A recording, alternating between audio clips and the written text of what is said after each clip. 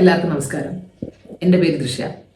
അപ്പം ഇന്ന് നമ്മൾ ഇന്ത്യ 78ാമത് ഇൻഡിപെൻഡൻസ് അല്ലെങ്കിൽ സ്വാതന്ത്ര്യ ദിനം ആഘോഷിക്കുകയാണ്. ഫസ്റ്റ് ഓഫ് ഓൾ എല്ലാവർക്കും ഹാപ്പി ഇൻഡിപെൻഡൻസ് ഡേ. പക്ഷെ എനിക്ക് പറയാനുള്ളത്, നമ്മൾ 78 വർഷമായി ഇന്ത്യ ഇൻഡിപെൻഡൻസ് നേടിയത്. പക്ഷേ ഇപ്പോഴും ഒരു പെൺകുട്ടി ഇവിടെ ഇൻഡിപെൻഡൻ്റ് ആയി വർക്ക് ചെയ്യുന്ന ഒരു പെൺകുട്ടി പോലും സേഫ് അല്ല.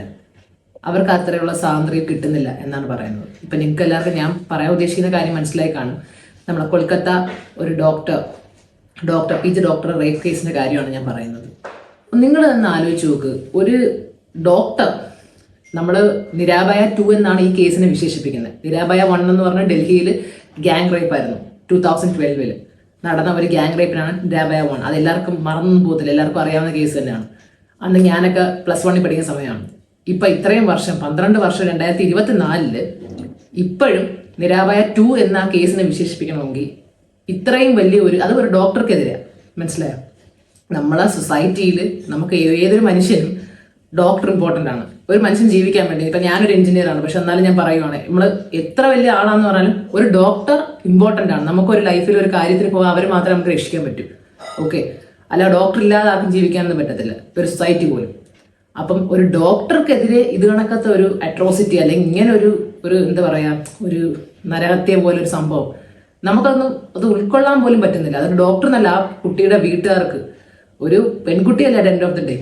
അപ്പോൾ ആ പെൺകുട്ടി അല്ലെങ്കിൽ ആ ഡോക്ടർ 36 hours അവരുടെ സ്ട്രെച്ച് കഴിഞ്ഞിട്ട് രാത്രി 2 മണിക്ക് അവരുടെ ഇന്റേൺസുമായിട്ട് ഫുഡെല്ലാം കഴിച്ച്, അപ്പം നാലോണ്ട് ഡിന്നർ കഴിക്കുന്ന ഒരു ഡോക്ടറുടെ സ്ട്രഗിൾ, അവർ 2 മണിക്ക് ഫുഡ് സമയം കിട്ടിയപ്പോഴായിരിക്കും അവരത് കഴിക്കുന്നത്. അപ്പം അവരുമായിട്ട് കഴിച്ചിട്ട് അവരവിടെ കുറച്ച് നേരം ഒന്ന് വിശ്രമിക്കാമെന്ന് വിചാരിച്ച സമയത്താണ് ഈ പറഞ്ഞ സംഭവം നടക്കുന്നത്. അപ്പം പോസ്റ്റ്മോർട്ടം റിപ്പോർട്ട് പറയുന്നതെന്ന് പറഞ്ഞാൽ, ആക്ച്വലി ഇത് പിറ്റേന്ന് പോലീസ് പറയുന്നത് നിങ്ങളെല്ലാം കണ്ടു കാണുമല്ലോ, ഒരാളുടെ പിടിച്ചു, സഞ്ജയ് റോയ് എന്നൊരാളാണ്. അത് അയാളുടെ ബ്ലൂടൂത്ത് കിട്ടി അവിടെ നിന്ന്. അപ്പം അയാളുടെ ഐഫോൺ പെയറായി. സോ അയാളാണ്, CCTV ദൃശ്യങ്ങളുണ്ട് എന്നാണ് പറയുന്നത്. പക്ഷേ ആസ് പെർ പോസ്റ്റ്മോർട്ടം റിപ്പോർട്ട് പറയുന്നത് ഇതൊരു ഗ്യാങ് റേപ്പാണ്. ആൻഡ് ഇത് എവിഡന്റ് ഫീച്ചേഴ്സ് ആണ്. അതിനകത്ത് ഇപ്പം നിങ്ങൾ ഏത് ന്യൂസ് എടുത്താലും ഡോക്ടേഴ്സ് സംസാരിക്കുന്ന എല്ലാം ഉണ്ട്. ടോപ്പ് ഡോക്ടേഴ്സ് അവിടെ തന്നെ സംസാരിക്കുന്നുണ്ട്. കുറേ അവരുടെ ഡോക്ടേഴ്സ്, ഇപ്പം നമ്മളെക്കാളും നല്ല ഡോക്ടേഴ്സിന് അറിയാമല്ലോ ഒരു പോസ്റ്റ്മോർട്ടം റിപ്പോർട്ട് എങ്ങനെ ആയിരിക്കുമെന്ന്. അതും ഒരു ഗവൺമെന്റ് കോളേജിൽ നടക്കുമ്പോഴത്തേക്ക്.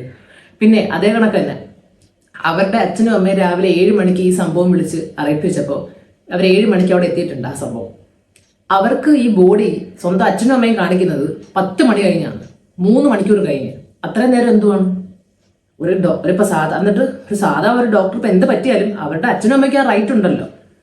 പിന്നെ 10 മണി കഴിഞ്ഞിട്ട് അവരുടെ അച്ഛനെയാണ് ആ കുട്ടിയുടെ ശരീരം അല്ലെങ്കിൽ ഇത്രയും ഇഞ്ചോർഡായിട്ട്, അല്ലെങ്കിൽ മൾട്ടിപ്പിൾ ഇഞ്ചുറി, ഈ തല തൊട്ട് ഈ നമ്മളുടെ വിരൽ വരെ ഇഞ്ചോർഡാന്നാണ് പറയുന്നത്.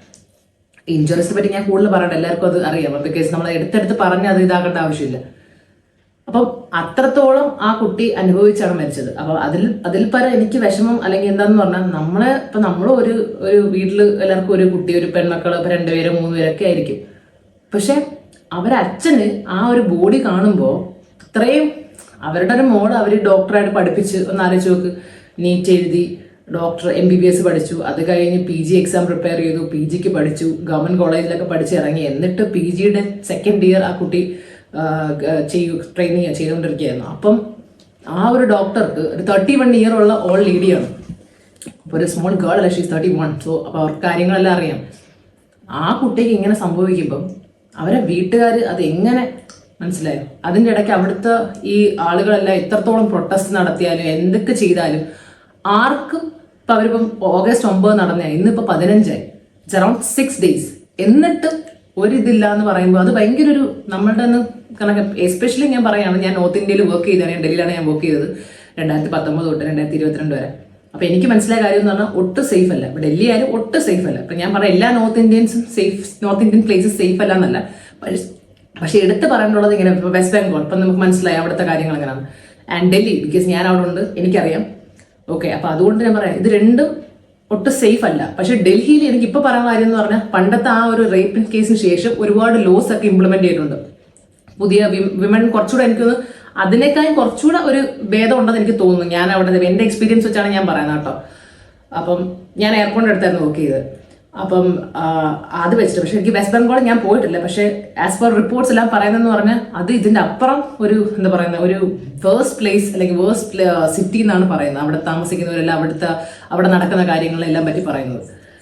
അപ്പം ഞാൻ ആദ്യം പറയാൻ അല്ലെങ്കിൽ ഉദ്ദേശിക്കുന്നതെന്ന് പറഞ്ഞാൽ, നമ്മൾ മാക്സിമം ഇപ്പം എനിക്ക് അവിടെ റാലിക്ക് പോകാനോ എടുക്കാനൊന്നും പറ്റില്ല. പക്ഷെ നമുക്ക് ചെയ്യാൻ പറ്റുന്ന കാര്യം എന്ന് പറഞ്ഞാൽ നമ്മൾ ഇതിനെപ്പറ്റി സംസാരിക്കുക, പോസ്റ്റ് ചെയ്യുക, സ്റ്റോറി ഇടുക, like talk about it. Because we want justice for that girl, that doctor. Okay, ആ കുട്ടിയുടെ ആ ഒരു ജീവൻ അങ്ങനെ വെറുതെ പോകാൻ പാടില്ല. And our doctors should be protected.